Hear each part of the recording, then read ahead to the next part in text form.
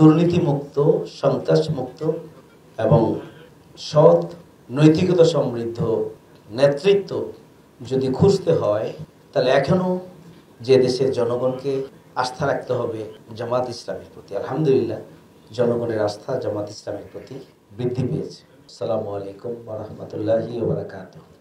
আল্লাহ শুকরিয়া আদায় করছি, আলহামদুলিল্লাহ। রাসূল করিম সাল্লাল্লাহু আলাইহি ওয়াসাল্লামের প্রতি দরুদ ও সালাম বর্ষিত হোক সাল্লাল্লাহু আলাইহি ওয়াসাল্লাম। হাজারো প্রতিবন্ধকতা সত্ত্বেও কোনো এক সেকেন্ডের জন্য আল্লাহর মেহেরবানি আমরা আমাদের পরিকল্পনা এবং কর্মসূচি বাস্তবায়নে সামনের দিকে এগিয়ে যাওয়া থেকে আমরা পিছপা হইনি। এটা আল্লাহর একান্ত মেহেরবানি, আপনাদের পরামর্শ, আপনাদের সহযোগিতা এবং অন্তরের অন্তঃস্থল থেকে আপনাদের দোয়া আমাদের পাথেয় ছিল। এই সময়গুলোতে আমরা কি হারিয়েছি সেগুলো নতুন করে বলা প্রয়োজন। আপনারা জানেন যে আমরা আমাদের 2 জন সাবেক আমির সহ আমরা আমাদের 11 জন শীর্ষ নেতা, যা জামাতের 100 বছরের অর্জন, আমরা তাদেরকে হারিয়েছি। জামাতের নিবন্ধন পর্যন্ত কেড়ে নেওয়া হয়েছে।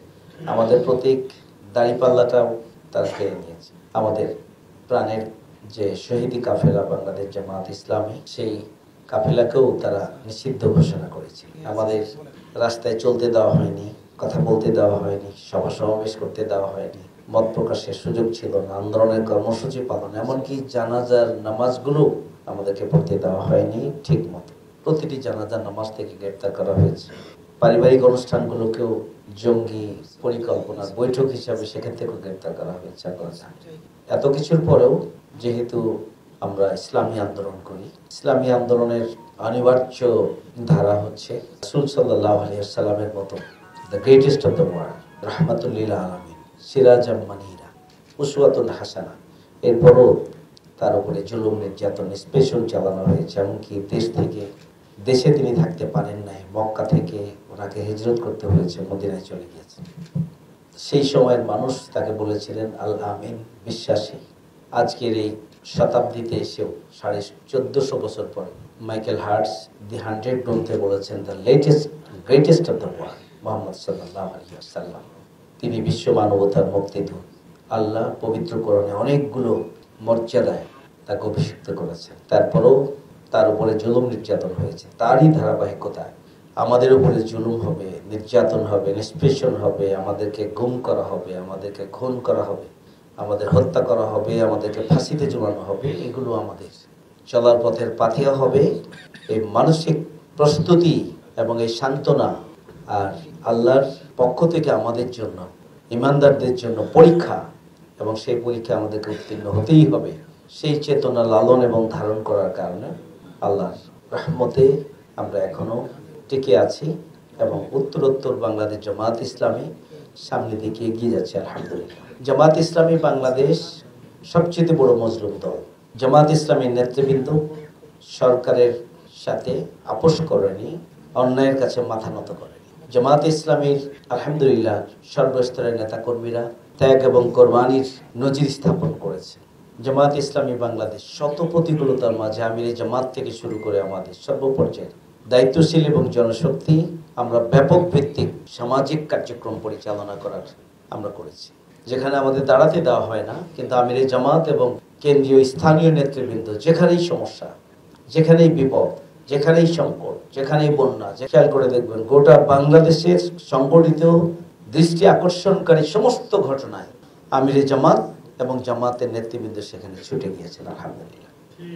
আমরা এখানে দল, মত, ধর্ম, বর্ণ আমরা দেখি নাই। আমরা আমাদের ইমানি দায়িত্ব হিসাবে, ইবাদতের অংশ হিসাবে আমরা সব মানুষের জন্য মানবিক দৃষ্টিকোণ থেকে মানুষের পাশে আমরা দাঁড়িয়েছি, আলহামদুলিল্লাহ। আজকে যে সততার সংকট, নৈতিকতার যে সংকট, সেই সততা এবং নৈতিকতার দিক থেকে আমিরে জামাত মাওলানা মতিউর রহমান নিজামী শহীদ, সেক্রেটারি জেনারেল আলী হাসান মোহাম্মদ মুজাহিদ শহীদ, আমাদের 2 জন শীর্ষ নেতা 3টি মন্ত্রণালয়ের দায়িত্ব পালন করেছে। সততা, নৈতিকতা এবং দুর্নীতিমুক্ত থাকার ক্ষেত্রে তারা একটা ঐতিহাসিক নজরানি উপস্থাপন করেছেন যে 1 টাকারও দুর্নীতি তাদের দায়িত্ব পালনকালীন সময় হয়।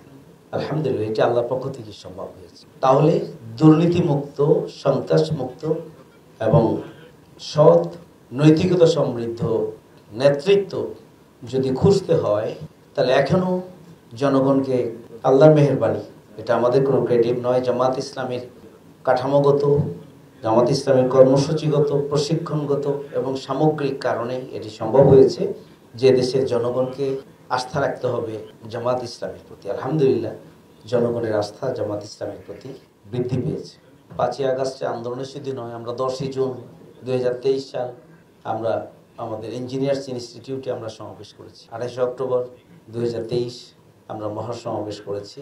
15 অক্টোবর আমরা শাপলা চত্বরে বিশাল বিক্ষোভ মিছিল সমাবেশ করেছি। অসংখ্য প্রোগ্রামাদির মাধ্যমে আমরা রাজপথে ছিলাম এবং আমরা জীবনের ঝুঁকি নিয়ে রাজপথে ছিলাম। আল্লাহ আমাদেরকে সহযোগিতা করেছেন।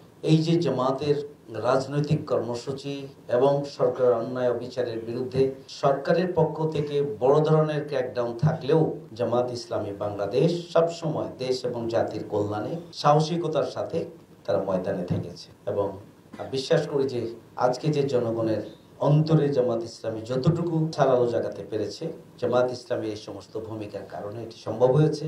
আল্লাহর রহমতেই এটি সম্ভব হয়েছে। আমরা নতুন বাংলাদেশ বিনির্মাণে সততা, দক্ষতা, যোগ্যতার যে ঘাটতি রয়েছে, সংকট রয়েছে, দুর্নীতিমুক্ত মানসিকতার যে ঘাটতি, সেটি দূর করার জন্য আমরা বহুমুখী কর্মসূচি আমরা গ্রহণ করছি।